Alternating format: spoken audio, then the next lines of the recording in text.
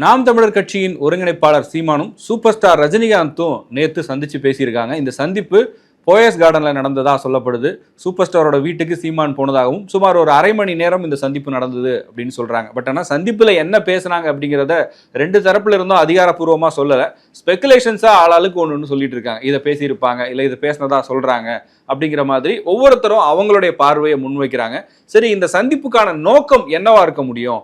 இந்த சந்திப்பின் மூலமா இது சீமான் அவரை ஃபாலோ பண்ணக்கூடிய அவருடைய கட்சிக்காரர்களாக இருக்கட்டும், இல்லை ரஜினிகாந்தை ஃபாலோ பண்ணக்கூடிய அவருடைய ரசிகர்களாக இருக்கட்டும், அவங்க மத்தியில் இது எப்படி ஒரு தாக்கத்தை ஏற்படுத்தும்? ஒருத்தர் அரசியல்வாதி, இன்னொருத்தர் நடிகர் அப்படிங்கிறதுனால இது அரசியல் களத்திலையும் தாக்கத்தை ஏற்படுத்துமா அப்படிங்கிறத இந்த வீடியோவில் நம்ம பார்க்கலாம். சீமானை பொறுத்த வரைக்கும் ரஜினிகாந்த் அரசியலுக்கு வரேன்னு சொன்ன நேரத்தில் மிக கடுமையான விமர்சனங்களை முன் வச்சாரு.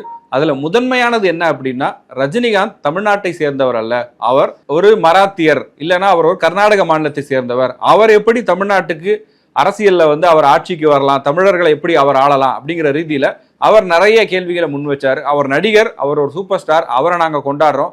அவருக்கு நம்ம சினிமால எந்த ஒரு வகையிலுமே அவருக்கும் எங்களுக்கும் எந்த ஒரு கருத்தியல் ரீதியான முரண்பாடும் கிடையாது. அதே நேரத்துல அரசியல் களம்னு வரும்போது வேறொரு மாநிலத்தை சேர்ந்தவரான அவர் எப்படி தமிழ்நாட்டை, தமிழர்களை ஆள்வதை ஏற்றுக்கொள்ள முடியும் அப்படின்னு நாம் தமிழர் கட்சியின் ஒருங்கிணைப்பாளர் சீமான் பல பொது மேடைகளையும் செய்தியாளர் சந்திப்புகளையும் கேள்விகளாக முன் வச்சிருக்காரு. அது மட்டும் இல்லாம அந்த கேள்விகளோட நிறுத்தாம அதற்கு அடுத்த கட்டமா சோசியல் மீடியால அவருடைய கட்சியை சார்ந்தவர்கள் எப்படியெல்லாம் விமர்சனம் பண்ணாங்க அப்படிங்கிறதும் சோசியல் மீடியால இன்னைக்கும் அப்படியே இருக்கு. வீடியோஸை நம்ம நிறையவே பார்க்க முடியுது.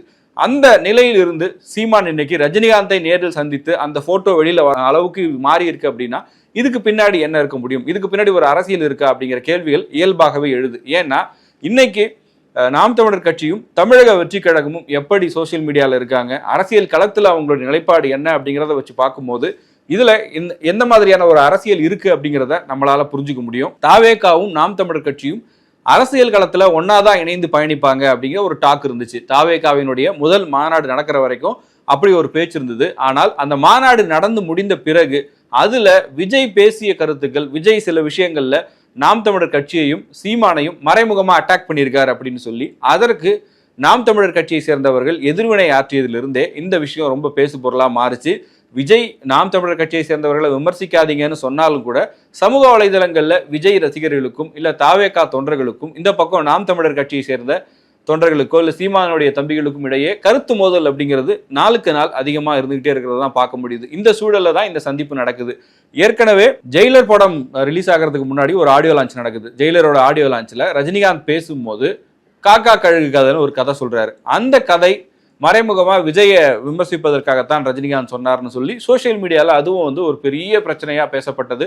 ஆனா ரெண்டு தரப்புல இருந்துமே அதை பத்தி ஒரு கிளாரிபிகேஷன் கொடுத்திருந்தாங்க. ரஜினிகாந்த் லால் சலாம் ஆடியோ லான்ச்ல பேசும்போது நான் சொன்னது ஒரு யதார்த்தமான கதை தான், அதை நான் விஜயை குறிப்பிட்டு சொல்லவே இல்லை, அவருக்கும் எனக்கும் போட்டின்னு சொல்றது எந்த வகையிலுமே சரியா இருக்காது, நான் பார்த்து வளர்ந்த ஒரு நடிகர் விஜய், அப்படி இருக்கும்போது அவருக்கு நான் போட்டி எனக்கு அவர் போட்டின்னு சொல்றது ரெண்டு பேருக்குமே மரியாதையை தராது அப்படின்னு சொல்லியிருந்தாரு. அதே நேரத்துல விஜய் இதை பத்தி லியோ சக்சஸ் மீட்ல பேசியிருந்தாரு. லியோ சக்சஸ் மீட்ல பேசும்போதும் இந்த சூப்பர் ஸ்டார் பிரச்சனை இந்த விஷயங்களுக்கெல்லாம் பதில் சொல்ற மாதிரி சில விளக்கங்களை கொடுத்திருந்தாரு. காக்கா கழுகு அப்படின்னு சொல்லிட்டு அவர் அந்த ரெஃபரன்ஸை வச்சு அங்க சில விஷயங்கள் பேசுவதும் கூட ரசிகர்கள் மத்தியில ரொம்ப பரபரப்பா பேசப்பட்டது. இப்படி ரஜினிகாந்த் விஜய் இந்த ரசிகர்களுக்குள்ள ஒரு போட்டியோ இல்லது ஒரு வாக்குவாதமோ சோசியல் மீடியால நடந்துகிட்டு இருக்கும்போது சீமான் போய் அவங்க ரஜினிகாந்த் இன்னைக்கு சந்திக்கிறார் அப்படின்னா அதை ரசிகர்கள் எப்படி பார்ப்பாங்க அப்படிங்கிறது அடுத்த கேள்வியா இருக்கும். அப்போ நாம் தமிழர் கட்சி இன்னைக்கு அரசியல் ரீதியாக தமிழக வெற்றி கழகத்தை எதிர்க்க தொடங்கி இருக்கிறது. அவங்களுக்கு ரஜினிகாந்தை சந்திப்பதன் மூலமாக ரஜினி ரசிகர்களுடைய ஆதரவை தங்கள் பக்கம் கொண்டு வருவதற்கு சீமான் முயற்சிக்கிறாரா அப்படிங்கிற கேள்விகள் முன்வைக்கப்படுது.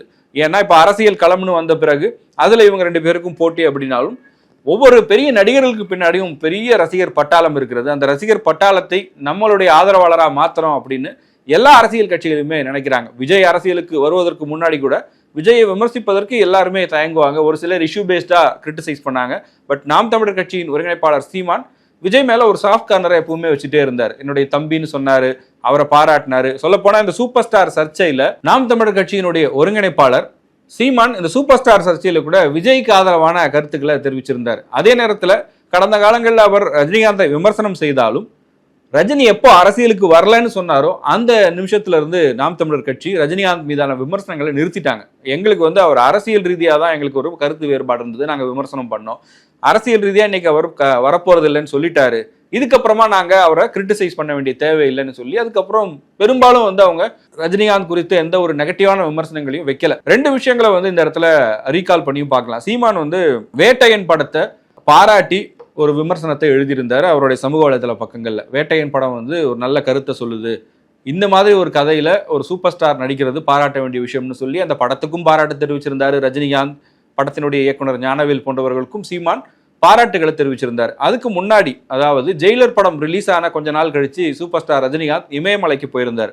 அவருடைய இமயமலை பயணத்தின் ஒரு பகுதியா உத்தரப்பிரதேஷ் மாநிலத்தினுடைய முதலமைச்சர் யோகி ஆதித்யநாத் சந்திச்சு பேசுறாரு. அந்த சந்திப்பின் போது யோகி ஆதித்யநாத் காலில் ரஜினிகாந்த் விழுறார்.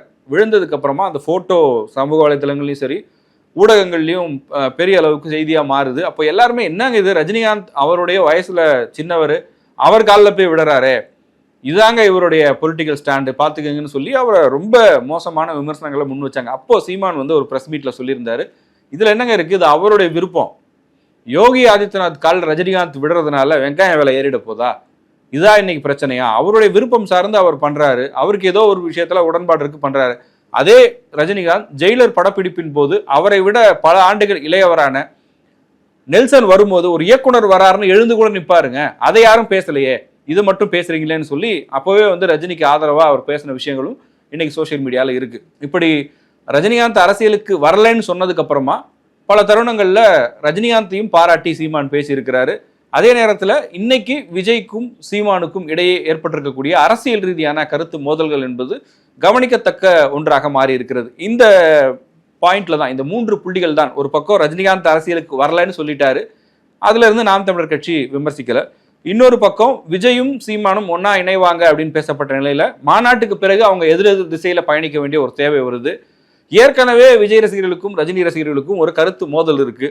சோசியல் மீடியாலையும் சரி அரசியல் களத்திலையும் சரி ஏதோ ஒரு வகையில விஜய் படம் ரிலீஸ் ஆகும்போது ரஜினி ரசிகர்கள் எடுக்கக்கூடிய நிலைப்பாடு, இல்ல ரஜினி ரசிகர்கள் விஜய் படம் வரும்போது அவங்க எடுக்கக்கூடிய ஸ்டாண்ட், இப்படியான கருத்து மோதல்கள் இருக்கிறதுனால இந்த சந்திப்பின் மூலமாக தனக்கான ஒரு பொலிட்டிக்கல் மெசேஜை சீமான் இதுல சொல்லியிருக்காருன்னு சொல்லலாம். பட் இந்த சந்திப்புல என்ன பேசியிருந்தாங்க அப்படிங்கிறது தெரியாது. மரியாதை நிமித்தமான சந்திப்புன்னு தான் சொல்லுவாங்க. பட் ஒரு அரை மணி நேரம் ஒரு அரசியல்வாதியும் ஒரு நடிகரும் பேசுறாங்க அப்படின்னா அரசியல் பேசாம இருக்க முடியாது. ஈவன் ரஜினிகாந்தே வந்து அரசியலுக்கு வரலைன்னு சொன்னதுக்கு பிறகும் கூட நிறைய அரசியல் மேடைகளில் தோன்றி இருக்கிறாரு. ஒரு முறை ஆளுநரை போய் சந்திச்சுட்டு வந்தாரு.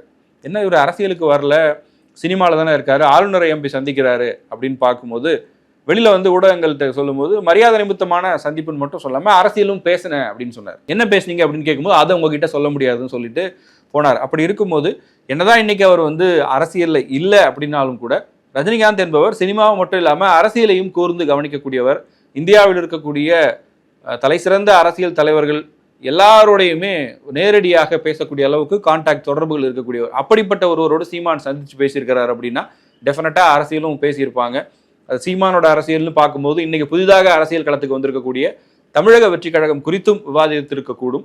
எனவே சீமானுடைய பிரஸ் மீட்ல தான், ஏன்னா ரஜினிகாந்த் இதை பத்தி பேச போறது இல்லை, ஒரு பிரஸ் ரிலீஸோ இல்லை பிரஸ் மீட்டோ எதுவும் பண்ண மாட்டாரு. பட் ஆனால் சீமான் வந்து நமக்கு செய்தியாளர் சந்திப்புகளில் நிச்சயமா இந்த சந்திப்பு குறித்து செய்தியாளர்கள் கேள்வி கேட்கும்போது இது எதற்கான சந்திப்பு அப்படிங்கிறத விளக்குவார் அப்படின்னு எதிர்பார்க்கலாம். இந்த சந்திப்பு குறித்து உங்களுடைய பார்வை என்ன அப்படிங்கிறத கமெண்ட் செக்ஷன்ல பதிவு பண்ணுங்க.